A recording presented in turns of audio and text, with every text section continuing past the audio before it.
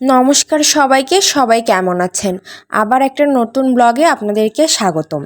তো এই ব্লগটা ছিল রাধাষ্টমী উপলক্ষে, যদিও আমার একটু আপলোড করতে দেরি হয়ে গেল।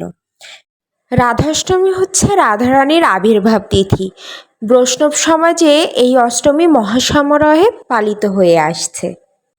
শ্রীমতী রাধারানী ভাদ্র মাসের শুক্লা অষ্টমী তিথিতে অনুরাধা নক্ষত্রে সোমবারে মধ্যাহ্নকালে ব্রজমণ্ডলে শ্রী গোকুলের অনতিদূরে রাভেল নামক গ্রামে শ্রী বৃষভানু রাজা ও কীর্তিদা মায়ের ভবনে সকলের হৃদয়ে আনন্দ দান করে আবির্ভূত হন।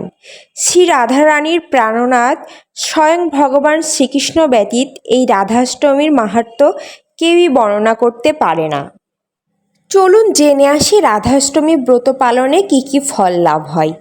কেউ রাধাষ্টমী ব্রত পালন করলে তার কোটি ব্রহ্মহত্যার পাপ চলে যায়। রাধাষ্টমী ব্রত একবার পালন করলে সহস্র একাদশী পালনের 100 গুণ ফল লাভ হয়। পর্বত সমান সোনাদান করলে যে ফল লাভ হয় তার 100 গুণ ফল লাভ হয় রাধাষ্টমী ব্রত পালন করলে। একবার রাধাষ্টমী ব্রত পালন করলে সহস্র কন্যাদানের ফল লাভ হয়। রাধাষ্টমী ব্রত পালনে গঙ্গা আদি সকল তীর্থের ফল লাভ হয়। যদি কোনো পাপী ব্যক্তি অশ্রদ্ধায় বা অবহেলাতেও রাধাষ্টমী ব্রত পালন করে তাহলে তার কোটি কুল সহ বিষ্ণুলোকে নিত্যকাল বিরাজ করে। তো আপনারা দেখতেই পাচ্ছেন আমার অলরেডি পূজা শুরু করে দিয়েছিলাম, আর এই দিন পূজার শুরু থেকে ব্লগটা নিতে পারিনি কারণ বিদ্যুৎ ছিল না। আমি মাঝখান থেকে ভিডিওগুলো করেছি।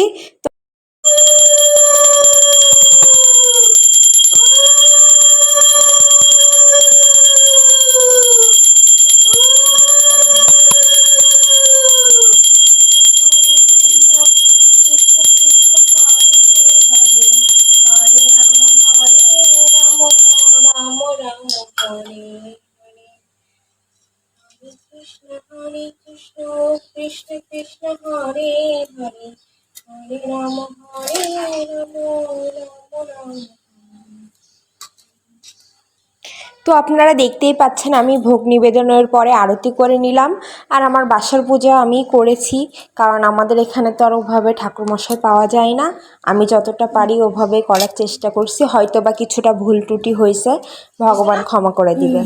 তো এখানে পূজা শেষ করার পরে আমি গীতা পাঠ করছিলাম, তারপরে ভাগবত পাঠ করলাম, একটু ধর্মীয় গ্রন্থগুলো পাঠ করে নিলাম।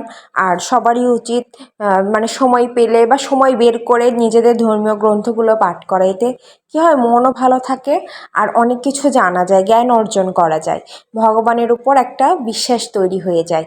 আর বলে না ভক্তিতেই ভগবান, আসলে এত নিয়মকানুনের বাইরে যেও ভক্তি সহকারে আপনি মন থেকে পূজা করলে সেটা ভগবান অবশ্যই গ্রহণ করবে।